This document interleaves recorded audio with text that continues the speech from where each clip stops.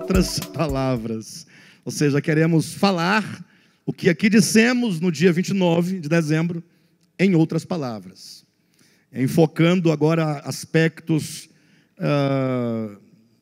estruturando de modo diferente de como falamos, mas tocando nos mesmos pontos essenciais. Tá bom? Vamos ler Salmo de número 23, de 1 a 6, que diz assim: O Senhor é o meu pastor e nada me faltará. Ele me faz repousar em pastos verdejantes, leva-me para junto das águas de descanso, refrigera minha alma, guia-me pelas veredas da justiça por amor do seu nome. Ainda que eu ande pelo vale da sombra da morte, não temerei mal nenhum, porque tu estás comigo. O teu bordão e o teu cajado me consolam. Preparas-me uma mesa na presença dos meus adversários, unges-me a cabeça com óleo, o meu cálice transborda. Bondade e misericórdia certamente me seguirão todos os dias da minha vida, e habitarei na casa do Senhor para todo o sempre. Salmo de Davi, ou a ele conferido, um dos salmos talvez mais conhecidos, esse salmo que está presente em muitos lares, em muitas casas, está presente, pelo menos parte dele, como frases de caminhão, em folhinha de datas dos meses do ano, um texto que talvez nós aprendemos na nossa infância. Entretanto, talvez seja, paradoxalmente, o salmo mais conhecido, porém o menos compreendido. Isso porque esse salmo, ele não tem nenhum efeito místico, como alguns pensam. Geralmente se usa esse salmo comumente como se fosse um salmo que trouxesse alguma luz para o ambiente da casa ou do comércio. A pessoa deixa a Bíblia ali aberta, achando que esse salmo trará bons fluidos, será uma proteção contra olho gordo, ou que seja olho grande, contra mal olhado, contra o que mais, pastor José? Contra inveja e contra qualquer coisa nesse sentido. Há também aqueles que tomam esse salmo achando que a sua mera leitura, ou tomando ele por oração, resolverá o seu problema imediato. Eu reconheço que, eventualmente, alguém sofrendo, alguém precisando de um consolo divino, ao ler o salmo, ele tem algum consolo, talvez pela própria esperança que o salmo implanta no coração daquele que lê esse salmo com sinceridade. Entretanto, esse salmo, ele fala de modo bastante específico acerca da experiência do homem para com Deus. Mas não é de qualquer homem para com Deus. Não é simplesmente porque alguém acredita que esse salmo tem alguma coisa boa que trará a si os seus efeitos. O fato é que esse salmo, e a maioria dos salmos, se não todos eles são fruto de experiência. Ou seja, salmos são hinos, são canções. Então, quando Davi, ele compunha uma canção na forma de oração, ou fazia uma oração que vinha a ser uma canção posteriormente, ele não fazia porque acreditava que havia alguma magia nas palavras, mas ele fazia aquela canção ou aquela oração a partir daquilo que ele estava vivendo, daquilo que ele estava experimentando, daquilo que ele cria, daquilo que estava estabelecido como verdade relacional dentro do seu coração e dentro da sua consciência. De modo que esse salmo de Davi, ele pode se tornar o meu salmo, se porventura eu tiver no meu coração e na minha consciência a mesma convicção e desenvolver o mesmo relacionamento de experiência que Davi, nesse contexto, ele manifestou como sendo um cântico ou uma oração, como a expressão daquilo que ele tinha no coração por verdade em relação a Deus. Então eu quero chamar a atenção dos irmãos para esse salmo, aqui colocando algumas coisas em evidência, e talvez o mais importante no primeiro momento, é que antes de esse salmo ser um salmo que fala sobre o cuidado divino, embora ele fale sobre isso, mas se vocês bem observarem, o salmo, ele tem basicamente duas partes quanto à estrutura dele. Porque, primeiramente, Davi apresenta Deus como o Senhor é o meu pastor. Então, a figura que ele instaura, ele usa uma metáfora. Davi era um pastor de ovelhas. Então, Davi, ele tinha rebanhos de ovelhas, ou ele cuidava dos rebanhos de ovelhas do seu pai. E certamente Davi se sentia responsável pelo rebanho. E as ovelhas, então, conheciam a Davi. E havia, portanto, ali o quê? Um relacionamento entre Davi e as ovelhas, que agora Davi transporta para Deus, enquanto o pastor, e Davi enquanto a ovelha. Então, ele instaura primeiramente essa metáfora pastor e ovelha. Mas, logo no versículo 5, ele fala: preparas-me uma mesa na presença dos meus adversários.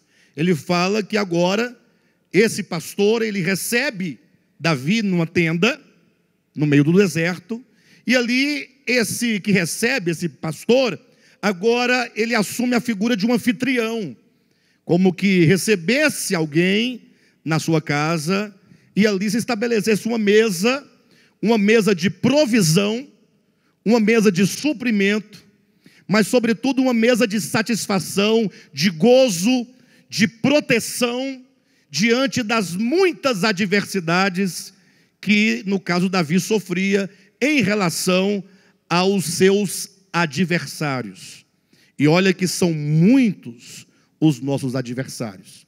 Então, eu quero convidar os irmãos a pensarem comigo que esse salmo, primeiramente, ele fala de um pertencimento. Ou seja, nós pertencemos a Deus como a ovelha pertence ao pastor.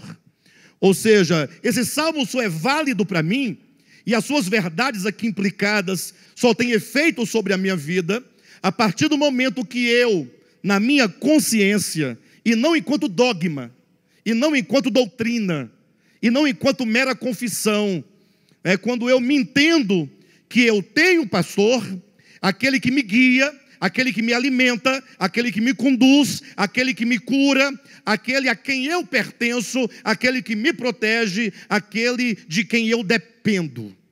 Por que eu estou chamando a atenção para essa questão? Porque parece uma coisa muito, muito banal.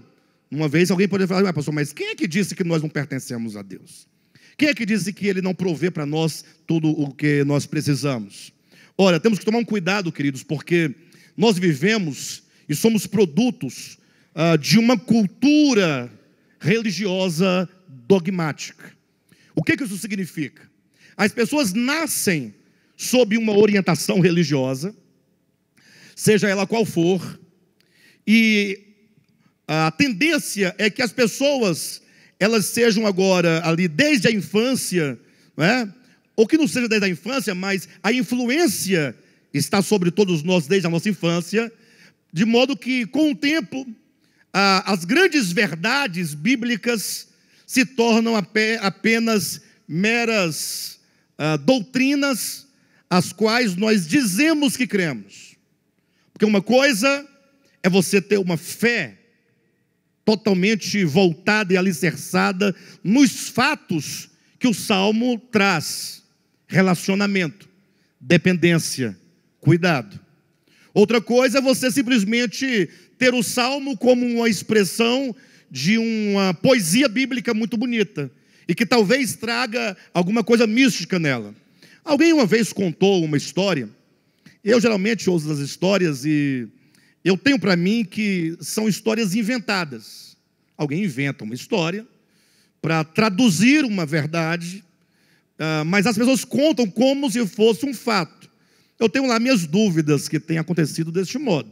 Mas, de todo modo, independentemente se aconteceu ou não, o fato é que alguém, em certa ocasião, disse que fizeram ali um concurso de alguns locutores, né? Uma rádio queria alguns locutores para ocupar ali a grade dos programas daquela emissora, e então convocaram as pessoas que queriam se candidatar para a locução da rádio.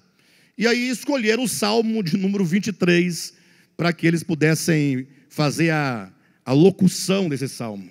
Aí apareceram muitas pessoas, e havia ali os juízes, né, que iam julgar a melhor voz. Era como se fosse um concurso para que a pessoa ganhasse aquele emprego, aquela oportunidade. E diz que havia pessoas com vozes maravilhosas. Talvez tivesse ali uma voz como a do Josué Argolo, né? Aquela voz mais pausada, mais grave, né? mais peso, né, pastor? Não é igual a minha de taquara rachada, não. A do Josué é uma voz excelente. Tivesse talvez uma voz como a do Marcos Serra, né? Aquela voz assim, aveludada, grave. Enfim, tivesse ali uma voz, um barítono muito... Enfim, de todo modo... as pessoas davam nota, né? Os juízes davam nota. Num dado momento chegou um senhor, conta a história, que não tinha a voz de locutor. Tinha uma voz comum, como qualquer outra. Talvez até uma voz rouca, talvez sem muita qualidade, talvez sem muita dicção, não sei. Mas o fato é que quando ele falou o Salmo 23, diz que comoveu a todos os presentes, e houve uma comoção geral. Aquele salmo tocou o coração das pessoas, e as pessoas sentiram algo na declamação dessa pessoa que não sentiram quando outros falaram o mesmo salmo.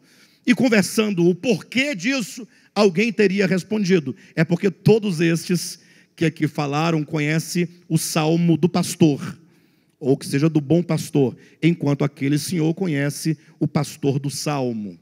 Então, só para dizer que quando a pessoa tem de fato uma experiência real com aquilo que ele está lendo e dizendo, então existe verdade naquilo, existe realidade. Bem, se isso aconteceu ou não, não nos importa. O importante é o sentido que essa história traduz.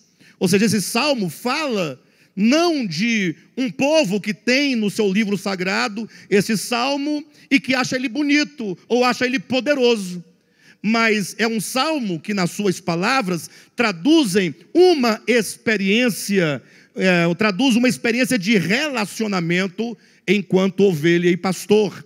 E isso é muito interessante quando nós entendemos que, se no Salmo 23, versículo 1 diz: o Senhor é o meu pastor, ou seja, se há uma confissão que procede do meu coração, enquanto eu me entender que sou uma ovelha pertencente ao Senhor e que estou sob os seus cuidados.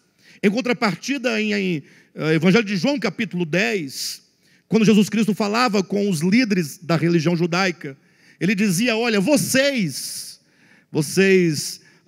não creem em mim, porque vocês não são das minhas ovelhas. E aqui é um ponto crucial. Olha o que Jesus está dizendo: vocês não creem em mim, porque vocês não são das minhas ovelhas. Se nós fizéssemos aqui um diálogo do Salmo 23 com João capítulo 10, poderíamos dizer: vocês não podem se apropriar ou tomar posse do Salmo 23, em realidade, senão que vocês podem tão somente rezá-lo. Vocês entendem? Ou seja, o povo de Israel tinha e conhecia mais do que todos nós o Salmo 23.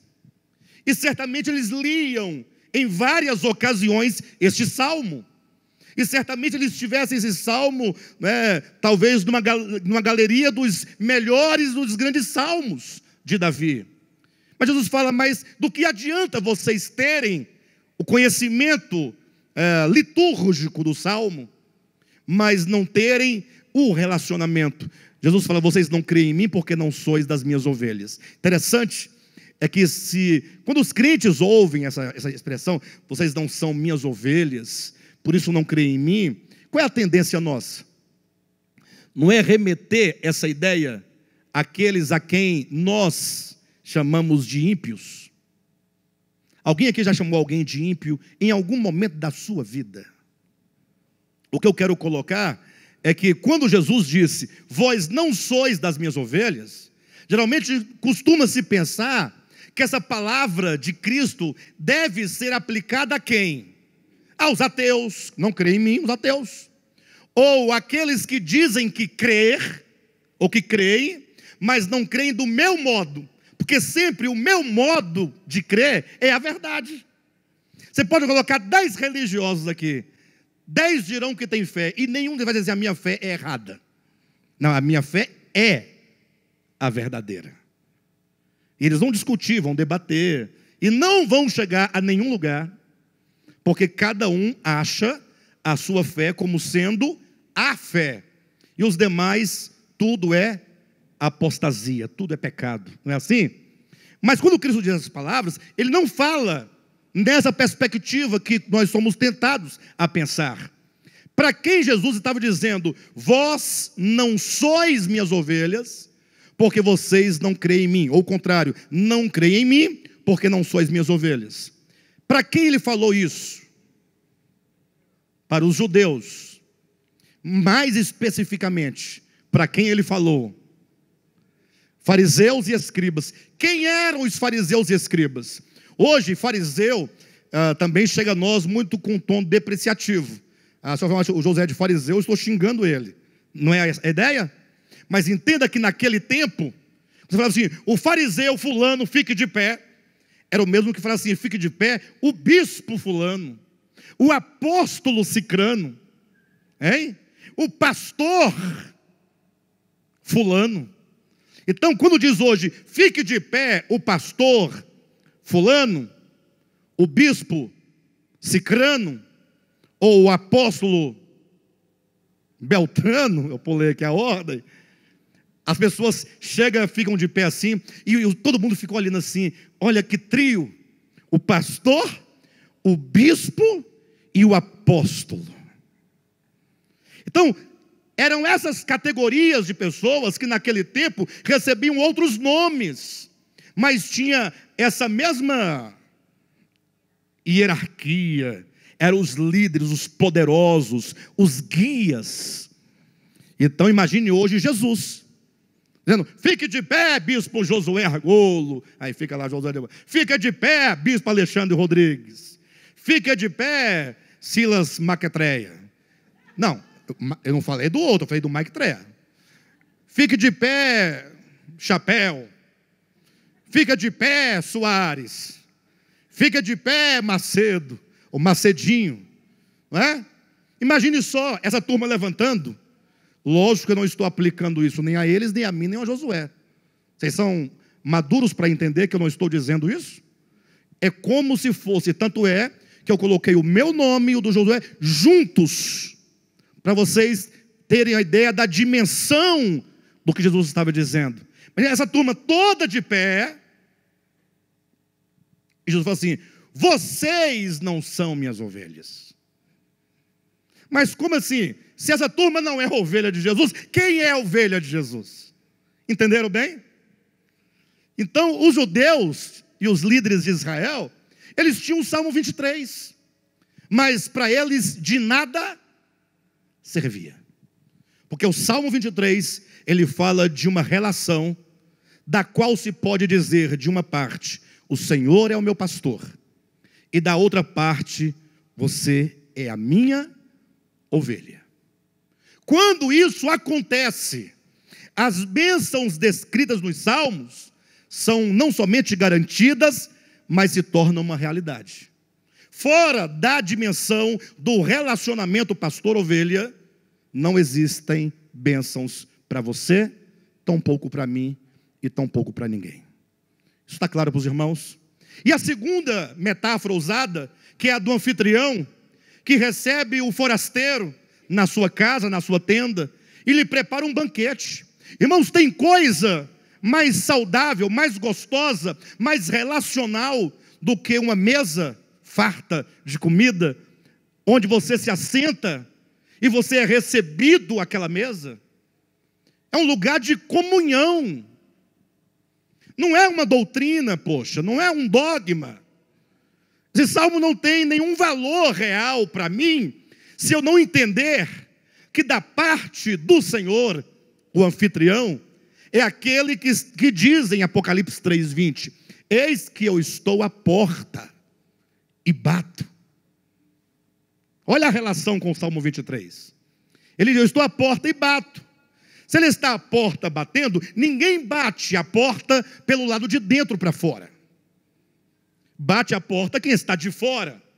Então, novamente, a figura Aqui a linguagem é simbólica. Imagine Jesus. Pense apenas no significado. Jesus do lado de fora, batendo a porta do seu coração. O que implica isso? Alguém vai questionar, pastor, mas um tempo desse aí você pregou que Deus habita todos os homens. Olhe para mim, entenda em nome de Jesus. É um fato inquestionável, insofismável. Ninguém pode rebater, ninguém, nem aqueles que não acreditam assim podem rebater, que Deus, Ele está presente imanentemente em toda a criação, por força da suprema verdade que todos confessam, a onipresença de Deus.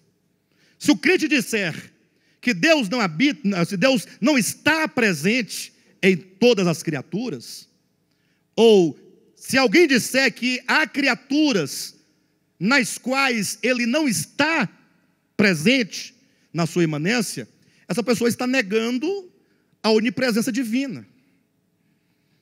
Mas por que em certo lugar, João capítulo 14, mais precisamente, Jesus fala, eu e o Pai viremos e faremos nele morada? Não seria uma contradição? Como é que estando Ele presentemente, imanentemente em alguém, deseja fazer morada? Porque estar presente na sua imanência não é habitar. Porque habitação implica relacionamento. Habitação implica comunhão. Então, o habitar divino só ocorre quando o indivíduo ele ganha consciência da presença imanente.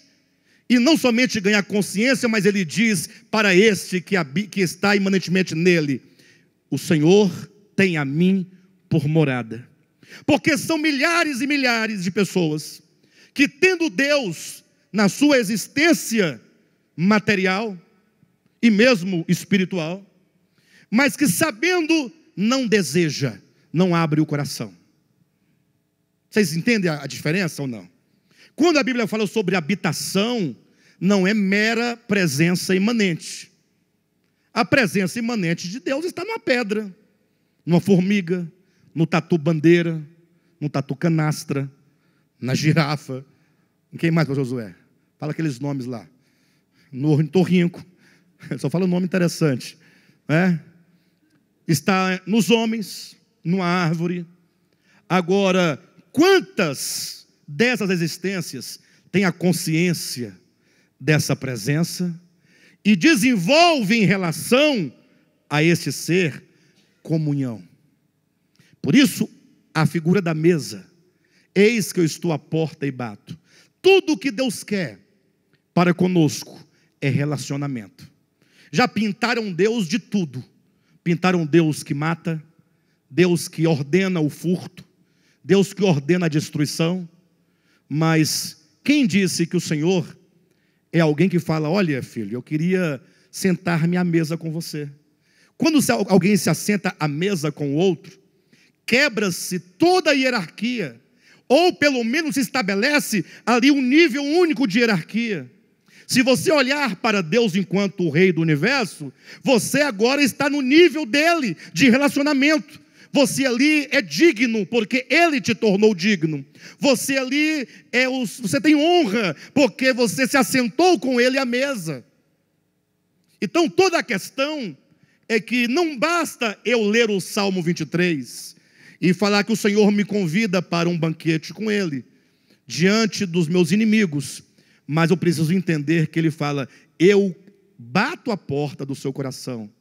E se você, porventura, consegue ouvir o que eu estou dizendo, e consegue entender, e você abrir a porta, porque passa pela sua vontade, passa pelo seu desejo, passa pela sua sede, passa pelo seu querer, e abrir a porta, então eu entrarei e cearei com ele e ele comigo.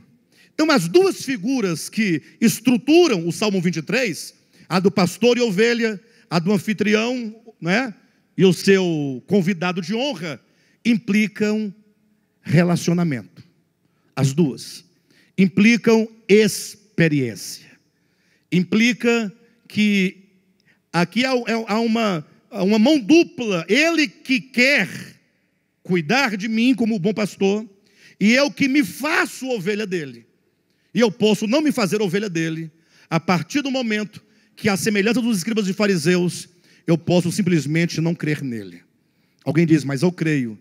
Temos que reavaliar se o nosso crer é uma mera filosofia, uma mera ideologia, ou se o seu coração de fato deseja o Senhor.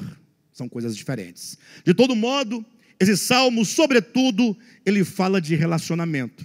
E neste ponto, eu quero estabelecer aqui uma crise, para os irmãos pensarem comigo. Eu tive muito pensando essa semana sobre isso. Hoje mesmo eu falava com um irmão acerca disso. Imaginem vocês 3 plataformas. A primeira é a plataforma da religiosidade. A segunda, eu vou chamar de plataforma intermediária.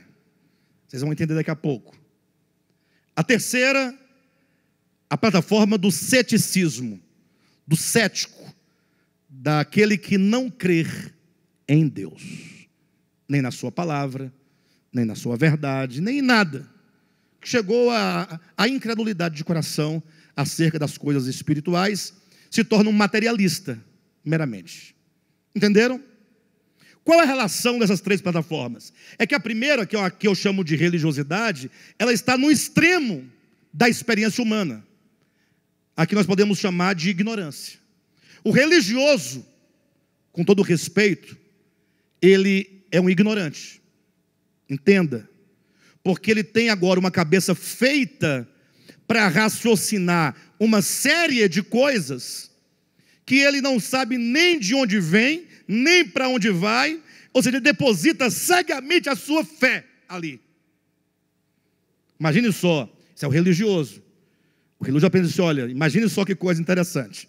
Cadê aqui a irmã Nolinha? Irmã Nolinha, eu estou vendo aqui você, para vocês terem uma ideia da ignorância do indivíduo. Estou vendo que você tem, salvo engano, um par de brincos, estou vendo, está com um batom rosa nos lábios, e, salvo engano, tem 2 gargantilhas, 2 colares no pescoço, não é? E eu quero te trazer uma notícia ruim, não é tão boa assim não, que você não vai para o céu, presta atenção, porque Deus não quer que você use um par de brincos nas orelhas, entendeu? Então, se você continuar assim, infelizmente, sua alma, quando morrer, vai para o inferno. Inferno é um lugar terrível, de fogo, muito fogo, muito fogo, fogo, fogo, fogo, enxofre. Tem uns demônios pelados correndo, e o rabo é uma seta, tem chifre, pé de bode, orelha de duende. Eles têm garfo. E lá no inferno, para onde tua alma vai, por causa do brinco, do batom e das gargantilhas suas. Gargantilha é coisa bem antiga, né? Gargantilha é um nome antigo. Do colar que você está usando. Você vai ficar lá agora, sabe até quando? Para sempre. Depois de 1 trilhão de anos, queimando, queimando, queimando, queimando. E lá o bicho não morre. O verme não morre. Se o verme não morre, que dirá você que não é verme? Ou é um vermão, pelo menos, um vermo. Bem, de todo modo, depois de 1 trilhão de anos, você fala assim, e agora? Não, nem começou o teu sofrimento. Aí alguém fala, mas Nolinha, por que você está nesse sofrimento? Porque eu usei brinco. Pendurei algo na orelha, passei um giz de cera na boca. Não há pessoas que acreditam assim hoje? Mas eu pergunto, isso beira a loucura. Alguém pensar que tem um Deus que fará isso por causa de um par de brincos, gente, pelo amor de Deus. Então a religião te leva a crer nas coisas mais absurdas que existem. Você se acha salvo porque usa um véu na cabeça, ou porque você guarda o sábado, ou porque não toma café. Café preto, café do sítio. Quem? Há quem acredite que se você colocar vinagre na salada, você está perdido. Há quem diga que se você, presta atenção, não falar em línguas, você está perdido. Por quê? Porque é a lógica. Você não tem o selo do Espírito Santo. Entendeu? Você não tem o selo. Se não tem o selo, você não é dele. É lógico. Há quem diga que você vai para o inferno, para esse lugar de tormento, porque você não tira todo mês 10% do seu salário. Então, a plataforma da religião é a plataforma da ignorância. Eu diria que a melhor coisa do mundo é ser um religioso ignorante. Você não leva fardo nem culpa, no sentido de nenhuma preocupação. Você tem uma total segurança, embora uma pseudo-garantia, de que tudo está bem, porque você cumpre com aquele manual, embora a sua vida está toda errada, porque você não... Vocês entendem? A pessoa que está aqui, para ela, na cabecinha dela, ela está segura.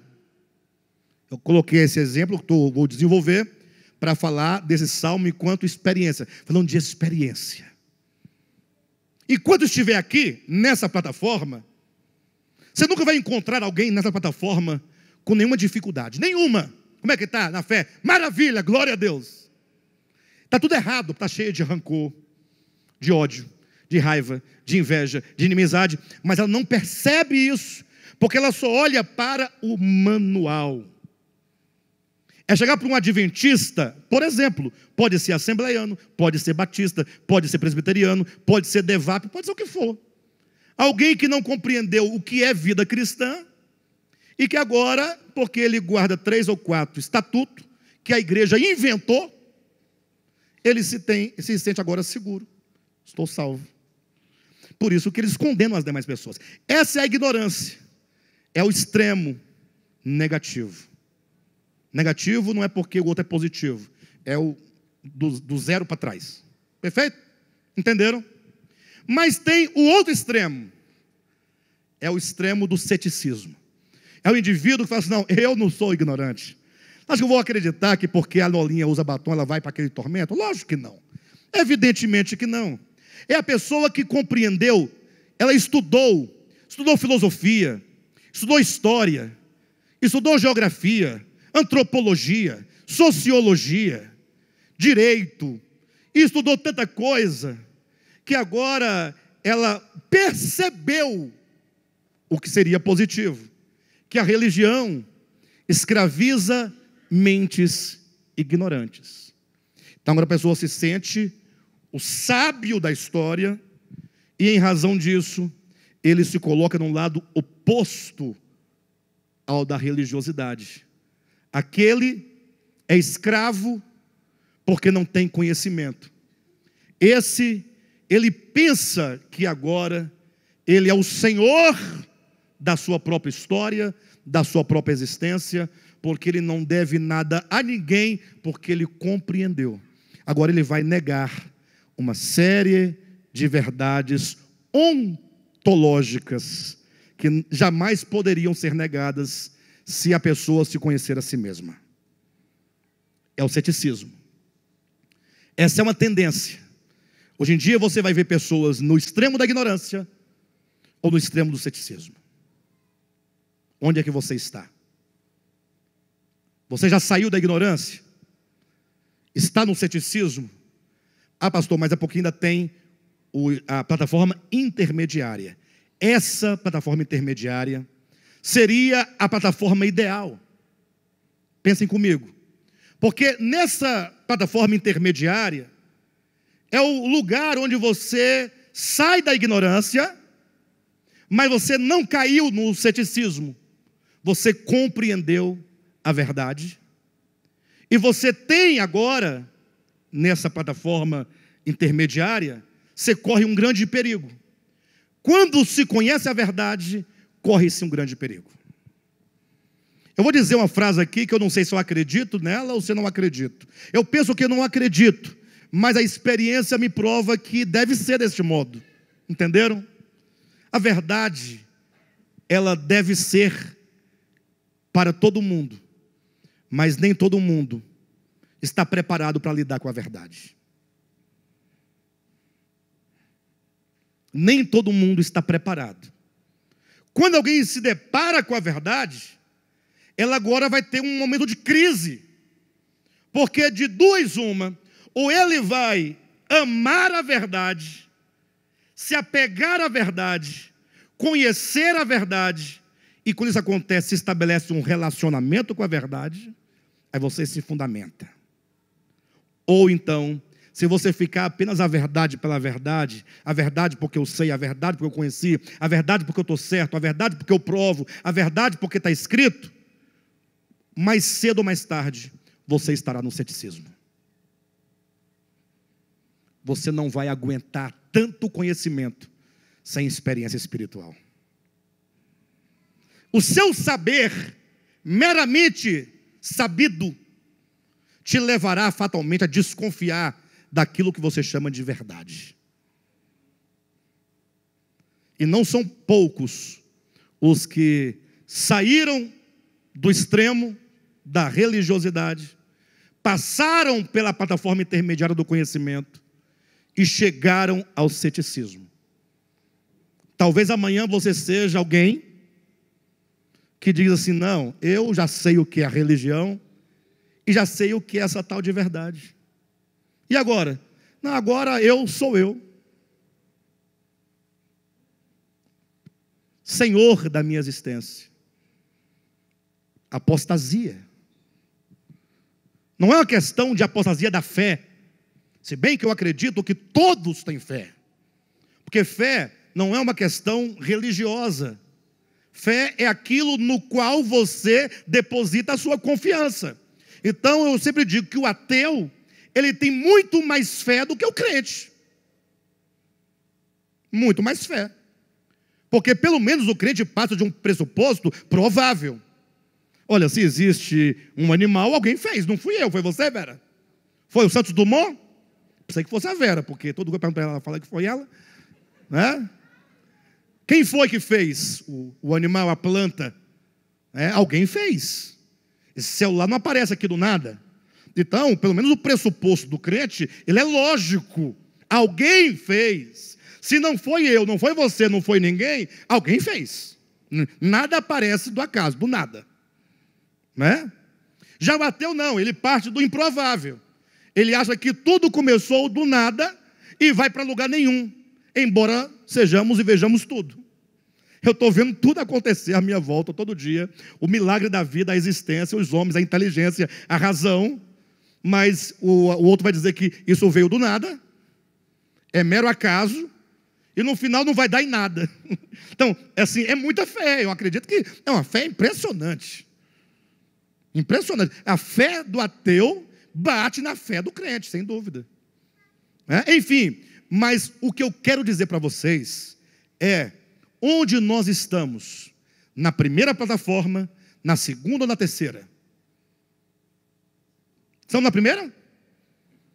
Essa aqui é da ignorância, esse ministério? Estamos no ceticismo? Estamos em qual plataforma? Mas olha o perigo onde estamos. Uma coisa é certa, para a plataforma anterior, você não conseguirá voltar jamais. Não tem jeito, fique tranquilo. É impossível você conhecer e entender algo e voltar para o desconhecimento. Não, fique tranquilo. Agora, o risco de você avançar para a próxima plataforma, para o próximo passo, para o outro extremo, é grande. A não ser, desculpe minha palavra, que você seja um sonso. O que é o sonso? Entenda a palavra, para ninguém achar que eu estou com... É uma pessoa que ela não tem interesse por nada. Se ela entender alguma coisa, tá bom. Se não entender, também tá bom. Se ela entender e aquilo que ela entendeu for muito grande, Ela fala, tá bom. Ela não quer se preocupar. Ela é o Jaiminho. Quem conhece o seu Jaiminho? Seu Jaiminho, que veio de onde? Não. É esse o nome aí. Tangamandápio. Quem não sabe quem é, chega em casa e fala, Jaiminho Tangamandapiano. Ele fala assim, eu quero evitar a fadiga. Então, é um camarada, do Chaves, né? Do programa do Chaves. É aquela pessoa que ele não quer se esforçar. Eu não quero me cansar. Ele é carteiro. Ele pega aquela mala de carta e fala assim, ó, vê se tem uma carta para você, procura aí. Olha, mas como assim? Ele fala, eu quero evitar fadiga. E tem gente assim, tem gente que não quer pensar. Porque pensar dói. Pensar compromete. O religioso não quer pensar porque ele pensa que ele sabe tudo. E para que ele vai pensar se ele já sabe? Se ele tem resposta para tudo, não vai pensar. Entenderam? Então, quem está aqui nessa plataforma, que compreendeu algumas coisas, se ele for como o Jaiminho, ele é aquele crente que não está indo nem para nada. Nada. O barco está pegando fogo. Foi boa. Pega, não pega? E ele está lá tranquilo, ele não sabe o que está acontecendo, ele não sabe da gravidade. Vem aqui o pastor Josué aqui na frente, e ele fala, irmãos, parousia na Bíblia é presença. Aí o irmão fica desesperado dali, querendo entender. O outro dá um pulo, o outro desvia, o outro muda de igreja, e o Jaiminho está lá. Tudo bem. Glória a Deus. Mas está entendendo? Estou. E aí? O que tem? Ele não quer saber de nada. Então o Jaiminho ficou melhor do que sonso, né? Mas é a mesma coisa, ambos são sonsos. E ambos são... O crente Jaiminho, então, esse aí não tem problema, porque ele não quer saber disso. Ele não está em nenhum lugar e não vai chegar a lugar nenhum. Então, isso aí eu ia falar outro ditado mais feio. Eu ia falar, é igual merda na água. Nem afunda, nem fica só...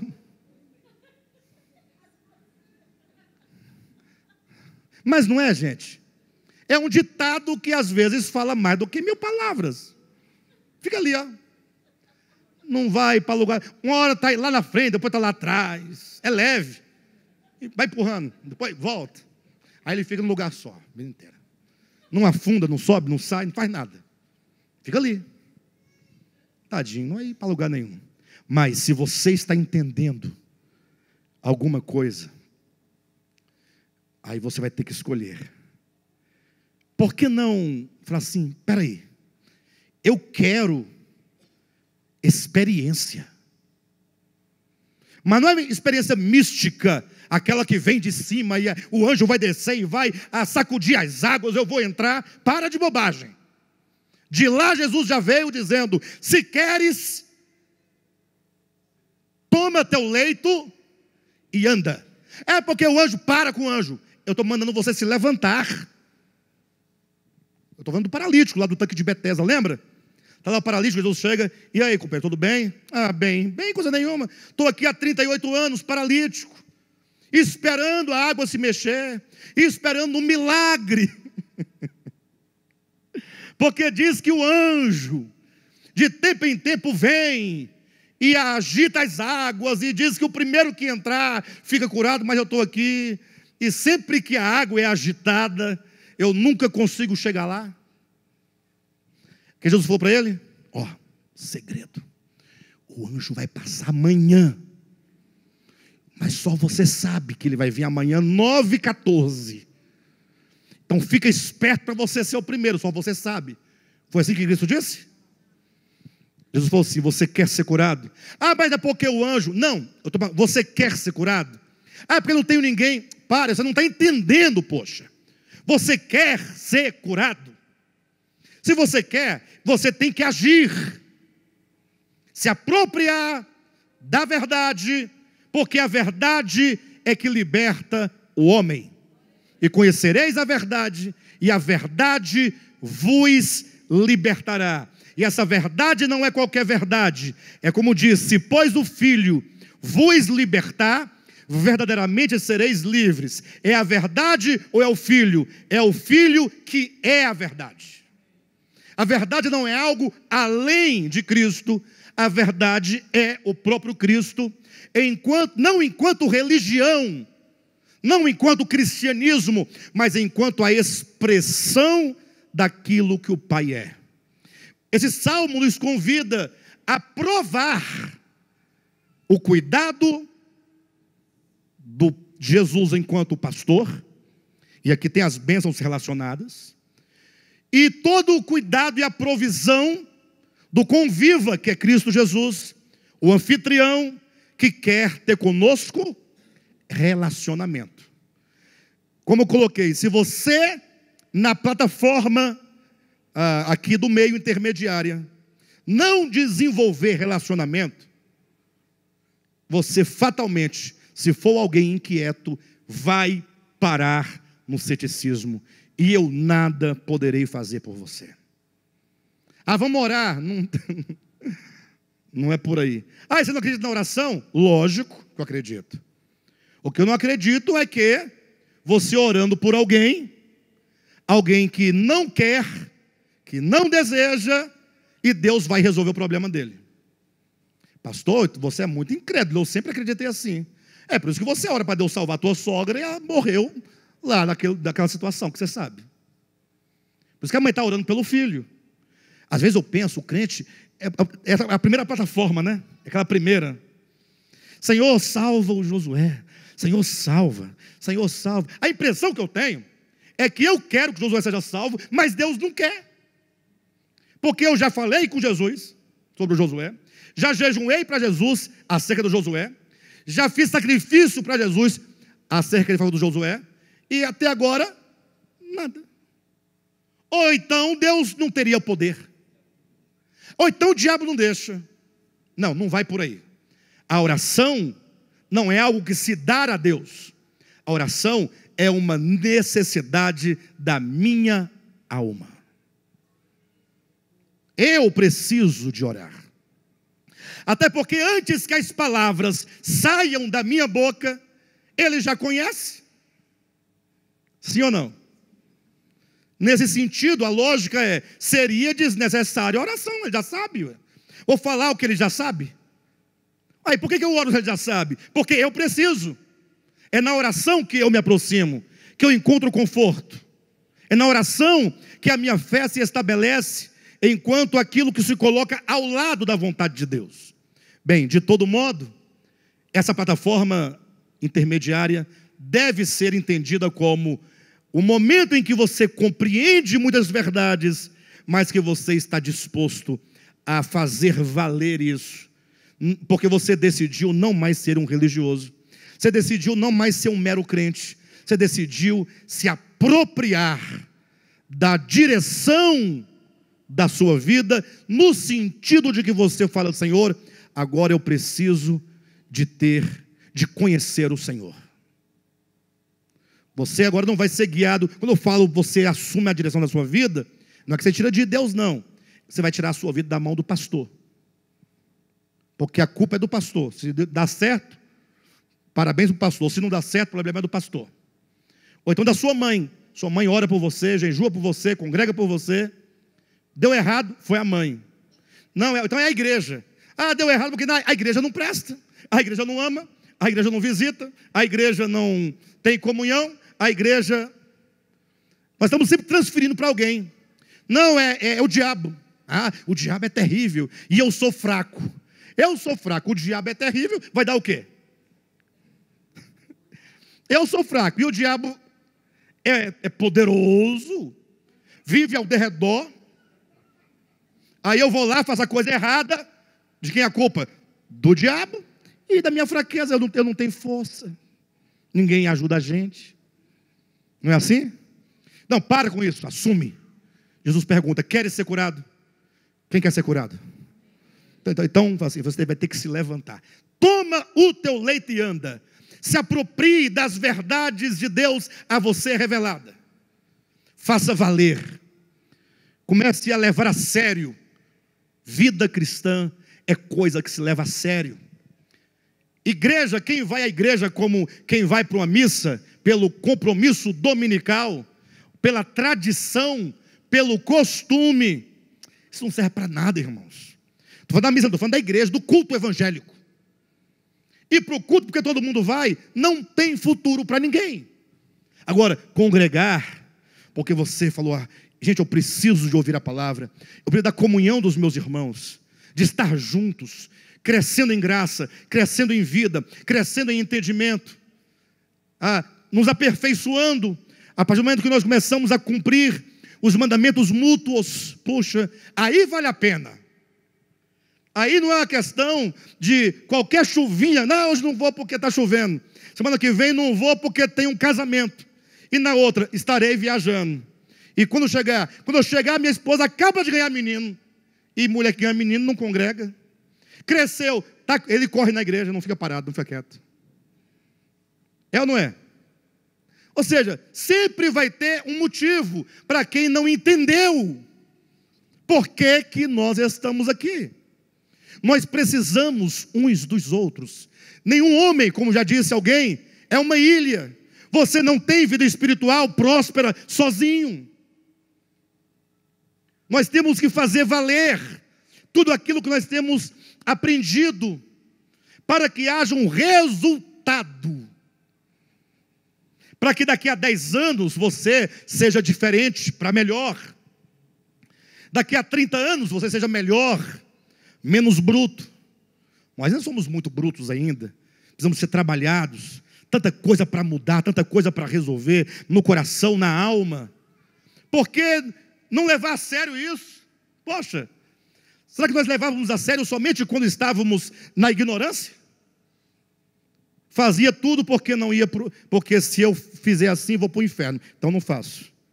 Olha só como é que é a situação. Não, faço assim porque vou para o céu. Parece um animal adestrado, desculpe a colocação. Mas por que o elefante, ele fica dançando em cima daquele tamborim lá no circo? Porque ele vai ganhar um amendoim. Hã? Tadinho. Tadinho, mas é ignorância. Né? Quando você adestra um animal, você tem que colocar sempre o negativo e o positivo. Se fizer atender o comando, positivo. Dá uma rosquinha para ele. Uma bolinha de ração. Aí ele come, aí ele sabe, se ele obedecer, ele ganha o biscoitinho. E ele sabe, se desobedecer, vem um choque. Não é a Gestalt que fala isso? A teoria Gestalt. Estímulo-resposta tem um nome. Gestalt é da visão, né? Depois a gente vai encontrar esse nome aí. Enquanto não encontra esse nome, nós ficamos... Behaviorismo está aí, falou a Silvia. Behaviorismo. Eu vou abrir o dicionário para você. Logo que acabar a reunião, eu vou abrir o dicionário para você. Tá certo, a irmã tá certa. De todo modo, tem muito crente assim. Quando ele vai desobedecer, aí coloca a imagem do demônio perto dele, com fogo. Não posso. Aí quando você fala para ele obedecer, ele fica resistente. Aí você mostra a mansão celestial, ele, Aí ele fica nesse jogo. Você tem que entender a verdade para que você seja livre. Somente quando você for livre, você poderá dizer: eu sirvo a Deus, porque eu conheço a Deus, porque eu o amo. A pior coisa que existe no mundo, pensa num fardo, desculpe minha palavra, talvez haja alguém, nem volte aqui por causa dessa palavra, mas pensa num fardo desgraçado, é a esposa que lava, passa, cozinha, limpa a casa, sempre achando aquilo tudo muito pesado, mas ela faz porque ela não tem para onde ir, porque ela vive com um camarada que não a ama, que a oprime, E porque ela não teve oportunidade, não tem para onde ir, não tem recurso, não tem trabalho, não tem dinheiro, ela é obrigada a viver aquela vida doméstica, debaixo daquele marmanjo sem futuro, porque não tem opção. Quem já experimentou isso, talvez os novos não sabem o que é isso, mas há 50 anos, 40 anos, há 30 anos, mulheres sofriam, comiam o pão que o diabo amassou com rabo, no casamento, porque não tinha o que fazer da sua vida.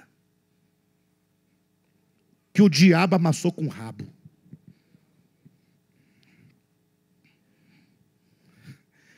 Pão que o diabo amassou com rabo, ela comia, sofria muito. Entendeu, Jailson? Gente, tem que explicar os ditados. A pessoa sofria. Quem já teve ideia de alguém assim? Ninguém nunca viu uma pessoa que sofreu porque não tinha alternativa? Você conhece? Não tem o que fazer. As mulheres mais modernas não. Elas estudam, têm a oportunidade, acesso ao mercado de trabalho. Tudo isso deixa a pessoa mais livre. O camarada hoje tem que andar direito. Não queira oprimir não, que a mulher tem para onde ir. Antigamente não. Antigamente a mulher ficava com 80 anos, sujeita. Não tinha amor, inclusive. Tinha 15 filhos e nunca gostou de namorar. E nasceu 15 filhos. Verdade. Não, eu estou exagerando. Agora, isso não é um fardo? Por que eu disse isso? Para ilustrar que você pode ser livre. Servir a Deus com medo do diabo. Que vida mesquinha é essa? Que vida cristã é essa? Servir a Deus para poder ganhar um puxadinho de ouro? Trabalhe e faz o seu puxadinho, ué. Agora, servir a Deus com consciência, com alegria, relacionamento. Ninguém tem que falar, ora. Orar é a coisa mais natural. Porque é como você está com uma pessoa, você ama, e estar com a pessoa e conversar é natural. Crente que vai para congregar, obrigado. Que é isso, gente? Que vida mesquinha. Tudo é muito mesquinho quando os motivos que obrigam não são os verdadeiros. Aí tudo é ruim, aí orar é ruim, congregar é ruim, ler Bíblia. Quem é que lê Bíblia hoje em dia? Tem quem lê Bíblia hoje em dia? Vocês conhecem gente que lê Bíblia hoje em dia? Tem uns que estão aí, né, tentando ler. Mas Bíblia hoje é uma coisa, é um objeto. Na hora de pegar, pega, opa. Depois chega em casa. Nós estamos vivendo num tempo que ou você desenvolve relacionamento com Deus, ou não vai dar certo. E eu não quero ser responsável se não der certo para você. Não quero que você fale assim, o Alexandre me ensinou isso, isso, aquilo, outro. Me abriram os olhos. E eu cheguei nessa situação. Eu quero que você fale assim, o pastor Alexandre, eu falo por mim, Josué fala por ele, né? O fulano me ensinou algo que me ajudou, me fez melhor. Eu quero contribuir nessa medida para o nosso melhoramento. Mais crente no sentido de mais fé, mais comunhão, mais amor, mais bondade. O sofrimento de um ministro de louvor é tentar fazer a igreja se alegrar com um hino. Lembra da brincadeira que eu fiz aqui, tem um mês mais ou menos? Dificuldade. Se eu fosse ministro de louvor, vamos parar. Parei. Para de cantar, para. Ninguém quer cantar.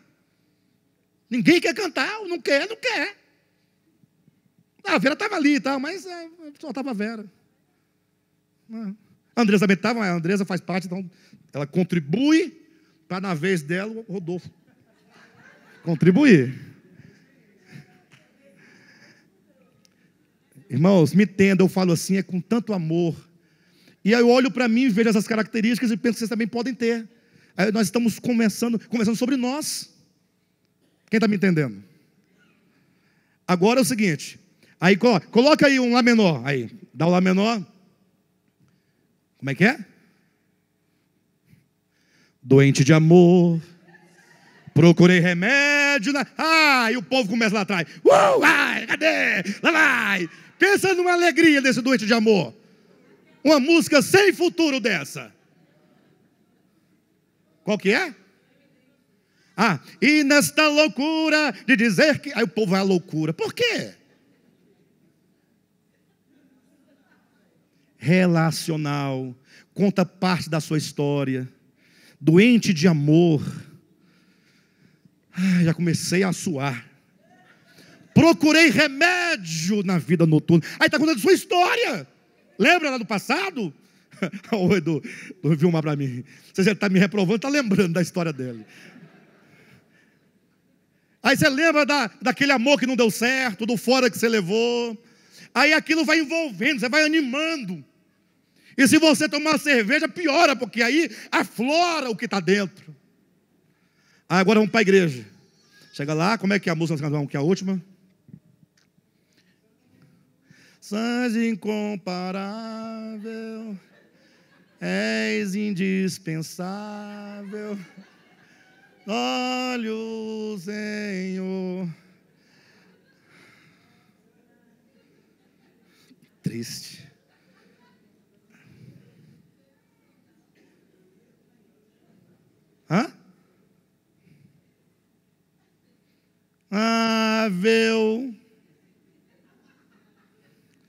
Aí, quem está ali do meio para trás, rapidinho vamos o que fazer, WhatsApp, quer ver? A Jane falando comigo aqui, ó.